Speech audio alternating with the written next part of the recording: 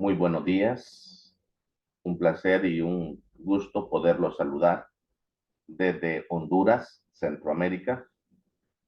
Quiero manifestar que me siento muy satisfecho, feliz por tener esta participación directa en este segundo Congreso Venezolano e Internacional de Radiología e Imagen.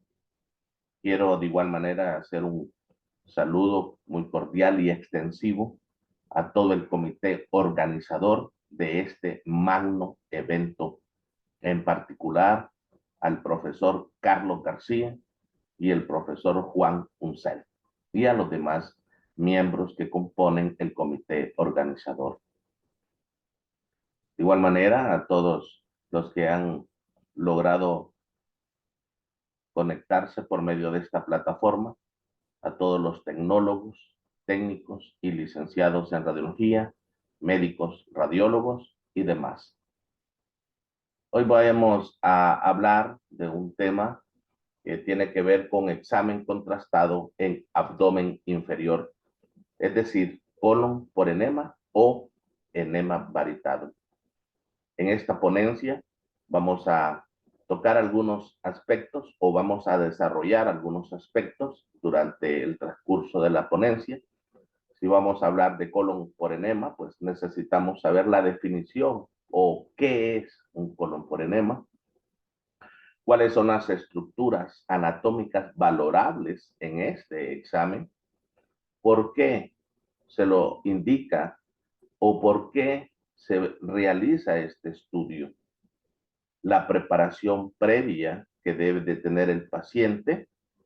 De igual manera vamos a hablar acerca de los medios de contraste que se utilizan para realizar este procedimiento, así como de igual manera los materiales que se van a utilizar para poder desarrollar o poder hacer este estudio radiológico. ¿Qué sintomatología presenta el paciente ante un proceso inflamatorio, infeccioso o neoplásico? De igual manera, las contraindicaciones, es decir, cuándo no se va a realizar este estudio, cómo se realiza este estudio. Vamos a hablar de algunas proyecciones o algunas posiciones.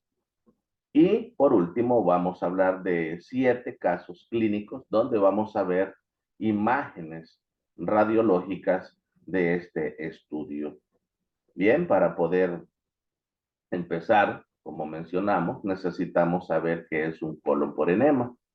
Pues se dice que el concepto es bien breve, se dice que es un procedimiento radiológico, ¿verdad? Donde tienen participación directa. Bueno, déjenme decirles que hace aproximadamente unos 15 años, aproximadamente, lo hacían los médicos radiólogos, pero debido a que estos, es decir, los médicos han visto algún tipo de experiencia, de conocimiento, de ética profesional, algunas destrezas radiológicas en algunos técnicos, pues es por ello que ahora la mayoría de exámenes contrastados los realizamos nosotros, los técnicos, los tecnólogos o los licenciados en radiología. Este es un estudio rápido, 15, 20 minutos, y el paciente pues está fuera de la sala radiológica. Debería de ser un estudio o un procedimiento indoloro, ¿verdad? No tiene por qué doler, es dinámico, ¿verdad? Y en algunas veces, raras veces, el paciente presentará alguna molestia, quizás más que todo concentradas por su pena, porque no es un examen relativamente fácil, ¿verdad? Para el paciente. Se sugiere que se realice con fluoroscopía. Acordémonos que la fluoroscopía es en tiempo real. Podemos realmente ver o tal vez al momento de hacer el estudio podamos observar alguna imagen sospechosa, alguna imagen que no nos parezca. Tenemos la virtud, la facilidad de que la fluoroscopía nos puede dar en el aspecto que si lo miramos esa imagen y el paciente está en decúbito ventral, bueno, pongámoslo en decúbito dorsal para ver si persiste esa imagen.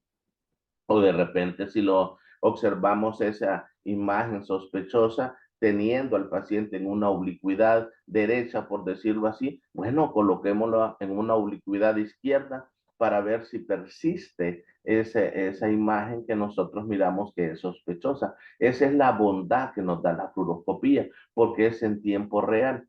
Ojo, con esto no quiero decir que no se pueda realizar con radiología convencional. De hecho, en algunas ocasiones se ha hecho, tal vez porque no hay fluoro o porque tal vez la fluoro está mala y se ocupa el estudio de urgencia o de emergencia.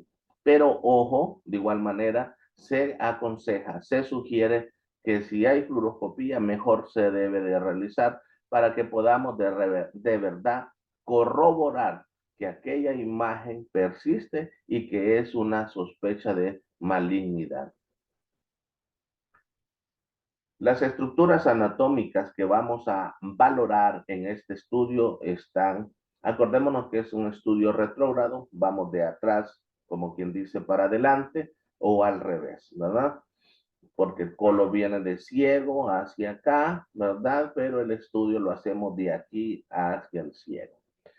Podemos observar el ano, el recto, la ampolla rectal, el colon sigmoideo, el colon descendente, el ángulo esplénico porque está al lado del vaso, el colon transverso, el ángulo hepático porque está a la altura o al lado del hígado, el colon ascendente, el ciego que es a donde se aloja la válvula iliocecal.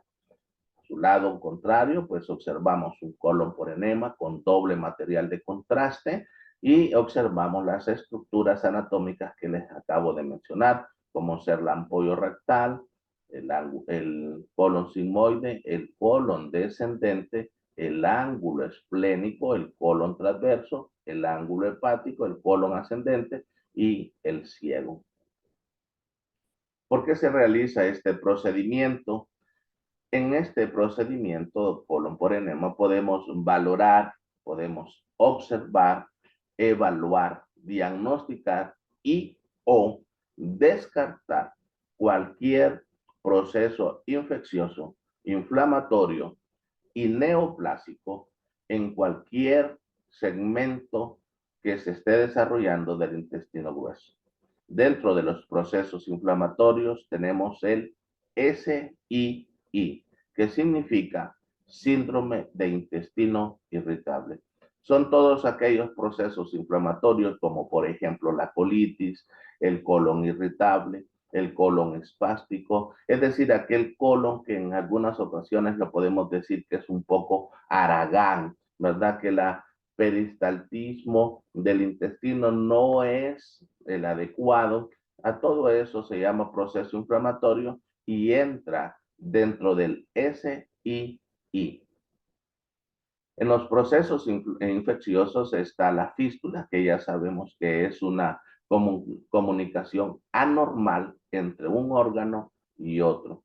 De igual manera está la enfermedad diverticular y está la diverticulitis. Dentro de los procesos neoplásicos están todas aquellas imágenes sospechosas de masas, tumoraciones o cánceres en el intestino grueso. Y otras imágenes que podemos ver también o se pueden realizar es cuando hay una sospecha de una insuficiencia de la válvula iliocecal, cuando hay una sospecha de un colon redundante o cuando el paciente se le ha realizado una resección del intestino grueso y se necesita realizar este estudio para ver si ya se puede unir los segmentos donde fue la resección. ¿Cuál es la preparación del paciente? Necesitamos que el paciente esté completamente preparado. Lo ideal sería que no tuviese nada de heces ni de gases en su intestino, cosa que va a ser casi difícil, casi imposible, pero si lo preparamos un 80-90%, pues vamos a hacer o vamos a desarrollar un colon por enema muy adecuado y diagnóstico. Para ello necesitamos laxar el paciente.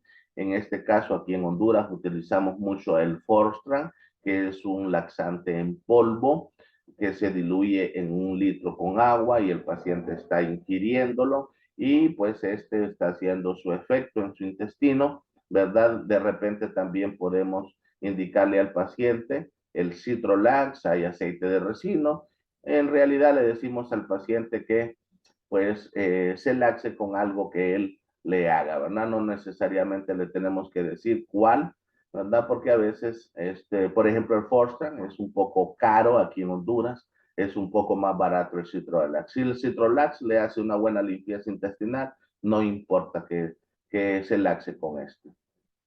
Inmediatamente después de laxarse no va a ingerir ningún tipo de alimento sólido, de preferencia solo va a quedar con agua, ¿verdad? Que el agua nos va a ayudar a dos aspectos importantes. Número uno, ¿verdad? Vamos a hacer que el paciente no se descompense, principalmente en aquellos pacientes que tienen alguna enfermedad de base, ¿verdad? Y lo otro que va a ayudar también a una mejor limpieza intestinal, el agua.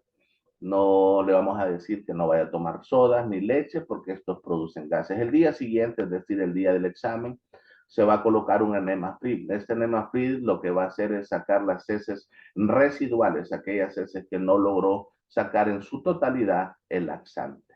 Y obviamente tiene que presentarse en completo ayuno. Los medios de contraste, por lo general, y los materiales a utilizar son los siguientes. En la mayoría de los casos, ¿verdad? Se sugiere que si no se demuestra lo contrario, utilicemos un doble material de contraste, es decir, un medio de contraste positivo y un medio de contraste negativo. En este caso, el medio de contraste positivo va a ser el bario y el negativo será el aire. Ambos nos ayudarán a hacer un excelente examen diagnóstico muy bonito, ¿verdad? Pero para ello necesitamos entonces el bario, la bolsa de bario, ¿verdad? Trae una especie como de manguerita, la cual se conecta a esta cánula y también se logra conectar el insuflador, que es el que nos va a ayudar a hacer el doble material de contraste, es decir, el aire. De igual manera necesitamos el lubricante, ¿verdad? Para que se nos facilite la entrada al ano para poder meter la cánula. Necesitamos un atril donde estará colocada la bolsa que contiene el material de contraste. ¿Por qué puse el yodo? Porque en algunas ocasiones, dependiendo de la patología, de la historia clínica del paciente o por qué razón se le están indicando, entonces nosotros vamos a utilizar el yodo. Ahí es donde entra la sapiencia y el conocimiento del técnico para saber qué material de contraste vamos a utilizar dependiendo de la sospecha o dependiendo de la clínica o la sintomatología que el paciente presente. Porque coloqué también de igual manera una sonda Foley, porque vamos a sopesar si el paciente colabora o no reteniendo la cánula. Hay pacientes que tienen problema en su esfínter anal y fácilmente se les puede salir la cánula. Entonces mejor utilicemos una sonda Foley con un calibre grueso, ¿verdad? Esta trae un balón que se infla con esta jeringa, a veces pueden ser de 3 cc o 5 cc de aire al vacío para que inflar el balón y esta pues nos dé la seguridad de que no se va a salir con facilidad. Por lo general debe de ser de 3 vías, ¿verdad? Porque una vía va a llevar el medio de contraste, el bario, la otra vamos a lograr inflar el balón y con la otra vamos a conectar el insuflador. Esto es un colon por enema, es una imagen radiológica muy bonita, es una imagen con doble material de contraste. Lo que usted observa en negro es el aire y lo que usted observa en blanco es bario. ¿Qué es lo que hace el bario? Pues pinta todo el contorno del intestino grueso y el aire, ¿verdad? Usted lo ve por dentro.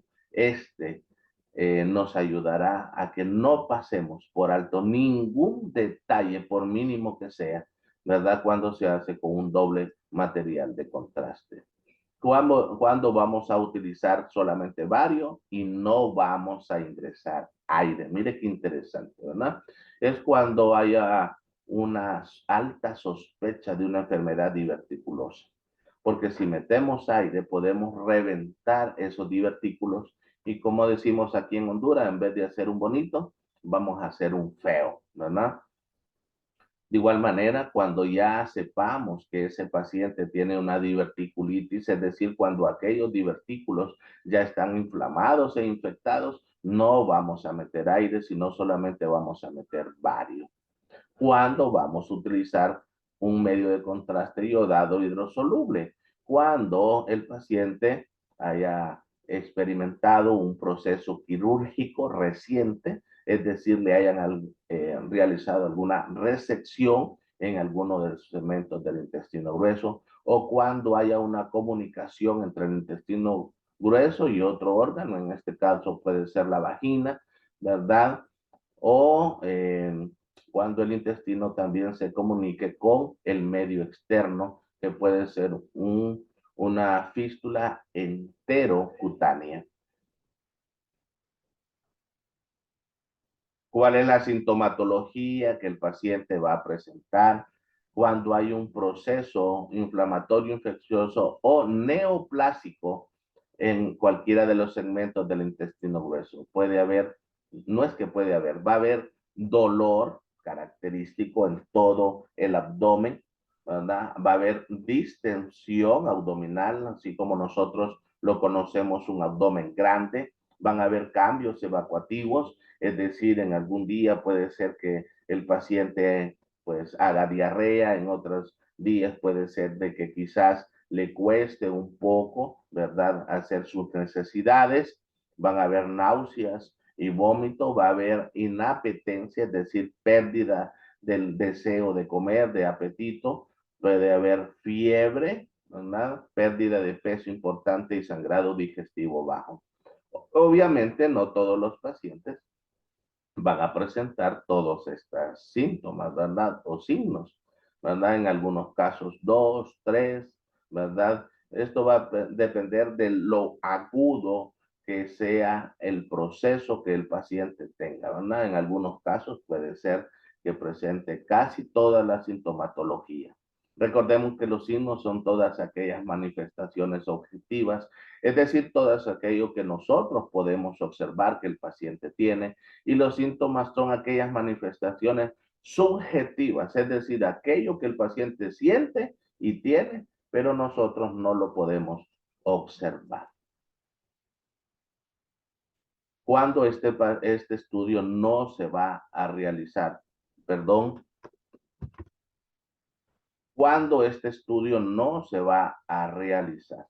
Es decir, ¿cuándo estará contraindicado? Cuando haya, ¿verdad?, alguna inflamación en los tejidos que rodean el intestino grueso. Cuando exista una reacción al medio de contraste, es decir, en este caso, al bario.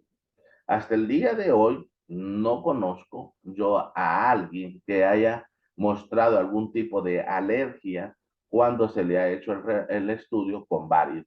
Pero como la lectura médica lo menciona, por eso lo coloqué, ¿verdad? Pero raras veces el paciente presentará alguna reacción alérgica al bario. Cuando existe alguna situación en la que el tracto gastrointestinal se encuentre dificultado o impedido, como ser una obstrucción intestinal o un hilio paralítico. Y cuando existe alguna situación en la que resulte peligroso incrementar el peristaltismo intestinal, como cuando existe alguna apendicitis o alguna perforación intestinal. Bueno, ¿cómo vamos a realizar el estudio o el procedimiento? Siempre, no a veces, siempre es necesario tener una comunicación con el paciente. Digámosle al paciente en qué consiste el estudio, ¿verdad? No solamente empecemos a hacer el examen y el paciente, bueno, ¿qué me va a hacer? No me ha dicho nada. No, necesitamos como profesionales decirle al paciente en qué consiste el examen, por qué se lo vamos a hacer, qué le vamos a hacer. Esto ayudará a preparar la mente del paciente y en su defecto o por ende el paciente va a colaborar y nosotros vamos a poder hacer un mejor estudio. De igual manera, vamos a hacer una radiografía previa o preliminar. ¿Para qué nos va a ayudar esta radiografía? para tres aspectos muy importantes. En primer lugar, voy a ver si los factores que voy a utilizar son los adecuados. Es decir, si voy a utilizar un adecuado MAS o un adecuado KB. De igual manera, me va a ayudar como segundo aspecto a que observar si el estudio está centrado. Y número 3, me va a ayudar a, pues, lo más importante, el paciente está muy bien preparado o está apto para poderle hacer su examen. Una vez observando que la radiografía está apta, el paciente está apto para poder realizar el examen, le voy a decir, voy a colocar al paciente en decúbito lateral, dándome la espalda a mí, para poder canalizar su recto. Obviamente, ya le he dicho al paciente qué es lo que voy a hacer. Una vez canalizando, ¿verdad?, su recto, voy a decirle que voy a empezar a pasar el material de contraste, ¿verdad? Y que va a sentir cierta pesadez, ¿verdad?, en su abdomen. Una vez viendo por la fluoroscopía que el medio de contraste ha avanzado quizás hasta el ángulo hepático o un poquito más abajo del colon ascendente, entonces voy a proceder a ya no pasar el material de contraste, voy a agarrar la bolsa, la voy a bajar del atril y la voy a poner en lo más bajo. Voy a abrir la llave y ya sabe usted que por gravedad el material de contraste va a salir. Lo ideal sería que saliera todo, porque el bario ya me dejó pintado, por decirlo así, todos los segmentos o todo el contorno del intestino grueso. Ya una vez logrando sacar todo el medio de contraste positivo que yo logré meter en su momento, voy a decirle que ahora voy a meterle un poquito de aire y que se va a sentir distendido su abdomen. Esto para lograr el doble material de contraste. Una vez logrando llegar hasta el ciego y que se pinte el apéndice, si este no ha sufrido ninguna apendicectomía, entonces voy a lograr hacer las radiografías o voy a empezar a hacer las radiografías en diferentes posiciones. No se nos olvide tampoco, ¿verdad?, tomar una vez terminando con las radiografías, pues tomarle la de llenado, pasar al paciente que haga todo o que saque todo, ¿verdad?, lo que yo le metí, como ser el material de contraste positivo, así como el medio de contraste negativo, y posteriormente de nuevo tiene que regresar para hacerle una imagen de vaciamiento. Las posiciones que les comentaba, ¿verdad? Nunca se nos olvide la preliminar, ya les dije que vamos a observar la preparación, los factores y el centrado. La lateral de recto, no se nos olvide hacer, es muy importante hacerla, porque la lateral de recto me va a dar a mí una imagen del espacio presacro. Acordémonos que aquí está el sacro y posterior a él está la ampolla rectal. Ahí hay un espacio y ese espacio lo queremos valorar haciéndole una lateral verdadera de sacro, de recto. ¿Por qué razón? Porque el 80 o 90% de los cánceres colorectales aparecen ahí, en ese segmento. Entonces necesitamos ver y observar que ese espacio presacro no esté comprometido. Luego vamos a hacer una oblicua izquierda para ver el colon sigmoideo. Ojo, vamos a hacer una oblicua derecha para ver el ángulo izquierdo, que es el esplénico. Luego vamos a hacer una oblicua izquierda para ver el ángulo derecho, que es el hepático, ¿verdad? De igual manera vamos a tomar el colon ascendente y el colon transverso. Una vez logrando hacer todo eso, pues no se nos olvide hacer la de llenado y la de vaciado. Esto es lo que vamos a lograr. Miren, este es el espacio presacro, esta es la lateral del recto, aquí está el anterior,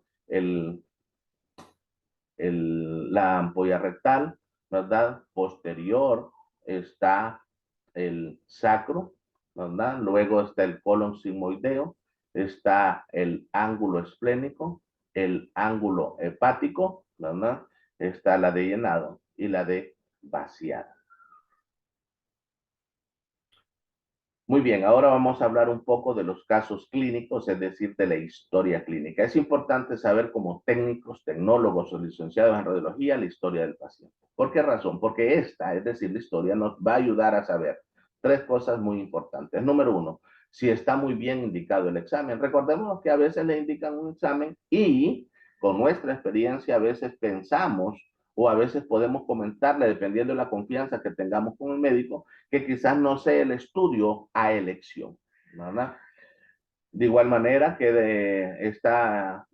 la historia nos va a ayudar a ver qué es lo que está sospechando el doctor. Bueno, entonces vamos a decir, según la historia clínica y según la sintomatología, el interrogatorio del paciente, el doctor está sospechando un proceso inflamatorio, infeccioso o neoplásico. De igual manera, la historia nos va a ayudar a saber qué material de contraste vamos a utilizar. Acuérdense que no siempre vamos a utilizar bario con aire. En algunas ocasiones solo bario sin aire y en otras ocasiones vamos a utilizar hidrosoluble como ser el yodo. Bien, ¿qué les parece si pasamos al primer caso clínico? Vamos a hablar un poco del SII, es decir, ¿se recuerdan? Del síndrome de intestino irritable. ¿Qué es esto? Es un trastorno frecuente que afecta al intestino grueso, como ser la colitis, el colon espástico o el colon irritable. La sintomatología que el paciente va a presentar es ante un SII, es cambios evacuativos, dolor y distensión abdominal, incapacidad para defecar a pesar de tener necesidad de hacerlo y flatulencia. ¿Qué pasó con doña María del Carmen Zúñiga? Esta es una paciente de 52 años de edad, la cual refiere dolor y distensión abdominal de 3 días de evolución. Se le da manejo de manera conservatoria y se le indica un colon con enema para descartar un proceso inflamatorio a ese nivel. Bueno, entonces venimos y hacemos el estudio, ¿verdad? Le decimos al paciente la preparación previa que debe de tener. Recordamos que es importante laxarla y que esté en ayuno el día siguiente. Muy bien, la paciente llega al departamento de radiología, se le indica qué es lo que va a hacer y qué es lo que nosotros vamos a hacer con ella. Se procede a pasar el material de contraste. Miramos pues que el material de contraste entró sin ninguna dificultad hasta el ciego. Hemos pintado el sigmoide, ¿verdad? Todo el colon descendente, el ángulo esplénico, el colon transverso, el ángulo hepático y el colon ascendente. Incluso logramos ver, si ustedes observan, el apéndice con material de contraste. No hay masas, no hay imágenes sospechosas de malignidad, mas sin embargo, si ustedes observan donde están las flechas, no hay austras, ¿verdad? Se nota que hay ausencia de austras. ¿Cuáles son las austras? Estos bocaditos o estos saques que usted observa que tiene el colon transverso, ¿verdad? Y que también hay un poquito aquí. Esos se llaman austras. Pero a este nivel están ausentes. Hay pérdida de las austras y por tal motivo esta es una colitis. Esta es una imagen sugestiva de una colitis. Tenemos el segundo caso clínico, que es una insuficiencia de la válvula iliocecal. ¿Qué es la válvula iliocecal? Es aquella que ayuda a que no exista reflujo del material colónico del colon grueso al intestino delgado. Y también es aquella que regula la salida de fluidos y nutrientes del ilion al colon. En otras palabras, la válvula iliocecal es aquella que no permite que el material que se encuentra en el intestino grueso regrese al intestino delgado. Y lo mismo sucede, que la válvula iliocecal hace que lo que no debe de pasar al intestino grueso se quede en el intestino delgado. Todo debido a que la válvula iliocecal está muy bien. Pero cuando hay una insuficiencia de la válvula iliocecal, entonces va a haber pérdida funcional de esta, ocasionando un cuadro clínico de graves alteraciones metabólicas y nutricionales. Este paciente, Enelia Karina Vados Ordóñez, llegó al departamento de radiología a realizarse un colon por enema. ¿Por qué? Porque el médico, al examen físico, sospecha que existe una insuficiencia de la válvula iliocecal. Llega al departamento, se le da la preparación adecuada, se le dice que llegue laxada y en ayunas, nosotros procedemos a realizar el examen y notamos que hay paso del material de contraste de la ampolla rectal al colon sigmoideo, colon descendente, ángulo esplénico, colon transverso, ángulo hepático, colon ascendente, sin mostrar imágenes sospechosas de malignidad. Las austras se ven muy bien, ¿verdad? No hay ninguna imagen que nos haga pensar en otra cosa. Más sin embargo, si ustedes observan, hay paso del material de contraste del ciego por medio de la válvula ileocecal hacia intestino delgado. Si ustedes observan, esto que yo estoy marcando aquí es intestino, son asas de intestino delgado propiamente alojadas en ilio terminal. Esto significa que la válvula ileocecal se abrió con facilidad para que el medio de contraste pasara de intestino grueso a intestino delgado. A esto se le conoce como una insuficiencia de la válvula ileocecal. ¿Qué podemos decir de la siguiente historia clínica? Una fístula, vamos a hablar enterovaginal o rectovaginal. ¿Qué es una fístula? Ya dijimos que es la comunicación anormal entre dos órganos. En este caso, entre el recto y la vagina. No debe de haber una comunicación entre estos dos órganos, ¿verdad? ¿Qué es lo que causa una fístula rectovaginal? Como consecuencia de una lesión durante el parto, una enfermedad intestinal inflamatoria, tratamiento de radiación secundario a un CA pélvico y pueden haber complicaciones después de una cirugía en la zona pélvica. Todos estos cuatro aspectos pueden hacer que se desarrolle una fístula rectovaginal. ¿Cuál es la sintomatología que va a presentar el paciente? Tránsito de gases, heces o pus desde la vagina. Va a haber secreción vaginal con mal olor, infecciones vaginales o urinarias recurrentes y va a haber irritación y dolor en la vulva, en la vagina y en la zona entre la vagina y el ano, que esto se llama el perineo. Puede haber dolor durante las relaciones sexuales. Tenemos el caso de doña María Ordóñez, es una paciente de 48 años de edad con antecedentes de una histerectomía total por un CA uterino. A este paciente se le dio al interrogatorio, se le dio radiación, ¿verdad? Debido a que tenía un CA uterino, ¿verdad? Y por eso se le hizo la histerectomía. ¿Qué fue lo que causó esa radiación? Según lo menciona la teoría, ¿verdad? Hizo que el paciente desarrollara una fístula. ¿Por qué lo decimos? Porque posterior al tratamiento, la paciente llegó a la emergencia porque había tránsito de heces y gases por su vagina, cosa que no debería de existir. Y aparte de eso, habían importantes infecciones del tracto urinario, es decir, ITU a repetición. ¿Cuál era la sospecha del médico? Una fístula rectovaginal.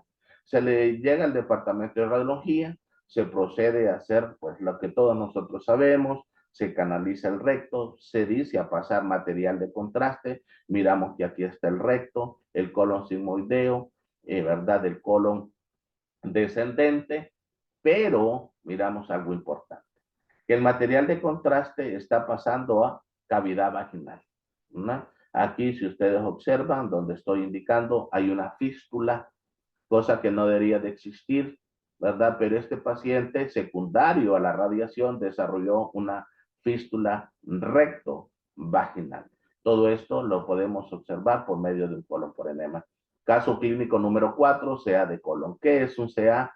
Todos nosotros sabemos que un CA, es decir, un cáncer, es cuando se desarrollan las células de nuestro cuerpo de manera desacelerada y de manera descontrolada, ¿verdad? Ese es un cáncer. La sintomatología que va a presentar el paciente es dolor abdominal, cambios de hábitos en la defecación, va a haber rectorragia, anemia o fatiga y pérdida importante de peso. Tenemos al paciente Carlos Munguía, que este es un paciente masculino de 66 años de edad con dolor abdominal, flatulencia, inapetencia, pérdida significativa de peso y rectorragia. El paciente o el médico, perdón, automáticamente está pensando y dice, bueno, creo que aquí hay algún proceso neoplásico. Este paciente llega al departamento de radiología, ¿verdad? Se le da la preparación adecuada, se le dice que tiene que laxarse, llegar en ayuno y todo lo demás, ¿verdad? procedemos a decirle en qué consiste el examen, procedemos a ingresar con el material de contraste por recto, miramos la ampolla rectal, colon sigmoideo y empieza a pasar el material de contraste. Pero notamos un defecto de llenado. Esto se llama mordida de manzana, ¿verdad? Y esto es sugestivo o nos da la idea de que hay un defecto de llenado, por ende, hay una tumoración, una masa o un proceso neoplásico a este nivel.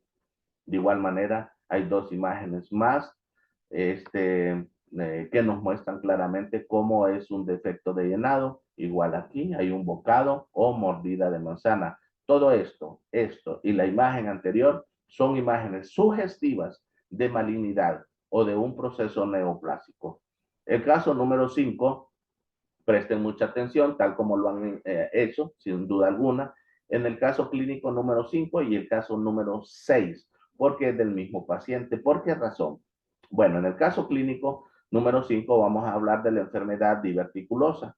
¿Qué son los divertículos? Pues son formaciones de pequeños sacos, ¿verdad? Abombaditos que protuyen a través de las zonas debilitadas interiores del intestino grueso. La sintomatología que va a presentar el paciente es distensión abdominal, estreñimiento, diarrea, cólicos o dolor en la parte inferior del abdomen. Aquí tenemos el intestino grueso.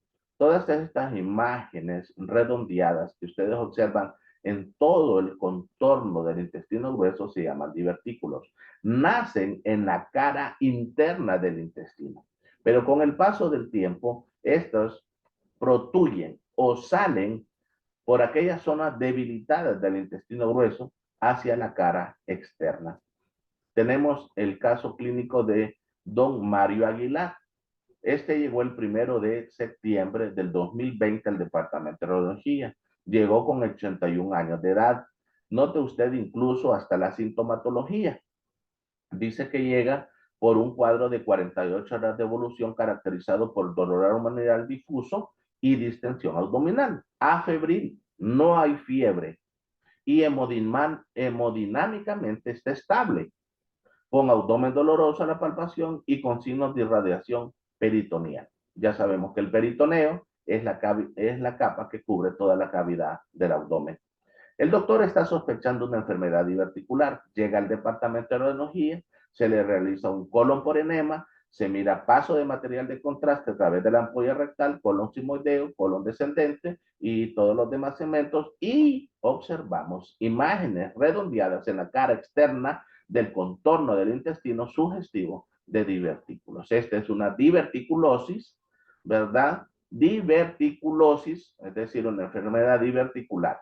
Aquí observamos también buen paso de material de contraste hasta ciego. No hay paso de material de contraste a asa de intestino delgado. Por tal motivo no hay una insuficiencia de la válvula ileocecal, ¿verdad? Pintamos el apéndice, pero hay imágenes redondeadas en toda la cara externa de los segmentos del intestino grueso. Todo esto es sugestivo de una enfermedad diverticular o de una diverticulosis. ¿Se acuerdan de este paciente? Llegó el 1 de septiembre del 2020. Ahora llega el 13 de octubre del 2021. Don Mario Aguilar. ¿Por qué llega ahora don Mario? Por una diverticulitis. ¿Se acuerda? Anteriormente llegó por una diverticulosis. Ahora llega por una diverticulitis. ¿Qué es una diverticulitis? Es cuando aquellos divertículos ahora ya están inflamados e infectados. Y la sintomatología cambia. Porque note usted lo que dice ahora de la historia del paciente. Dice, paciente ya conocido, sí, ya lo conocemos, por una enfermedad diverticular. Actualmente con dolor y distensión abdominal, fiebre no cuantificada. Hace un año llegó a febril. Ahora hay sangrado digestivo y se acuerda, hemodinámicamente el paciente estaba estable en aquella ocasión. En esta ocasión dice que su estado es muy malo. Entonces ya hay una diverticulitis. Ya el paciente conocemos, ya lo conocemos, ya sabemos su diagnóstico. ¿Por qué le están mandando a hacer entonces un colon por enema? Está interesante la pregunta, ¿no es cierto?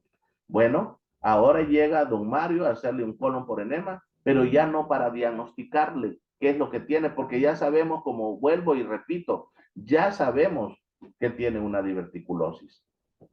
Entonces, en esta ocasión vamos a hacer un colon por enema, vamos a meter varios, solamente varios, ya no vamos a meter aire, vamos a meter varios solamente para que el colon nos sirva de manera terapéutica, ya no diagnóstico, porque el diagnóstico ya se conoce. ¿Qué es lo que va a hacer el bario? Acordémonos que una de las bondades que tiene el bario es que se adhiere a la pared del intestino o del tracto digestivo. Entonces, este bario, al meterse, por decirlo así, en esos divertículos, lo va a sellar, lo va a tapar, y el paciente va a hacer de que ya no siga sangrando. Y una vez que ya no siga sangrando, por ende, ya no va a existir fiebre. Lastimosamente tenemos que decirle que esto se hace solamente de manera paliativa. No es la cura para su enfermedad. ¿Por qué razón? Porque de igual manera este paciente va a volver a llegar otra vez con sangrado, con fiebre, y en algún momento va a desarrollar una peritonitis porque va a haber vario, sangre, pus y otros líquidos en cavidad abdominal. Y por ende, ya saben ustedes, se puede complicar, se puede descompensar e incluso hasta morir. Por último, tenemos un caso que llegó a mi clínica radiológica por un colon por enema por las dos vías. Esta paciente llegó del hospital escuela, solamente me da pesar, mucho pesar me dio la paciente, porque solamente tiene 22 años de edad, ¿verdad? Ella tenía una apendicitis, se le hizo una apendicectomía, pero lastimosamente le perforaron el ilio terminal, ¿verdad? Entonces el doctor, el médico tratante le indicó un colon por enema por ambas vías. Es decir, ¿verdad? Que debería de entrar yo por recto y aparte de eso, por la boca de la ileostomía. Como no debemos de olvidarnos decirlo, ¿verdad? Siempre debemos de hacer una radiografía preliminar, se hizo una radiografía preliminar, ¿verdad? Recordémonos que aquí no íbamos a valorar si estaba o no preparado el paciente, porque acordémonos que no hacía uso, ¿verdad? De su recto, ¿verdad? Por ende, por todos los segmentos del colon simoideo, ¿verdad? El colon descendente, el colon transverso y el colon ascendente, pues porque ella, ¿verdad? Sus heces salían por la boca de la ileostomía, ¿no? Una vez haciendo o introduciendo el material de contraste, empecé a realizar las radiografías necesarias, como ser la lateral de recto, la del sigmoideo, ¿verdad? El ángulo hepático, el ángulo esplénico, y de igual manera tomé una imagen de llenado.